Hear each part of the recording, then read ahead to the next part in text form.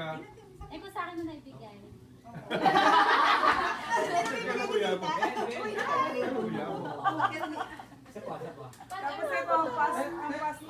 Kaya tayo nagkakalimutan niya ate.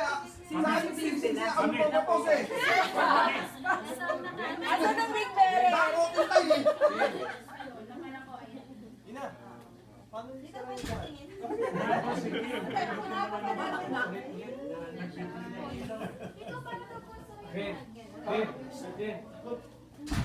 Makabukas pa yung garage. Baka nakabukas pa. Yan, sarado na. Okay. Sa pera. Scott, nabuksan mo yung cellphone. Hindi, ginanon ko lang.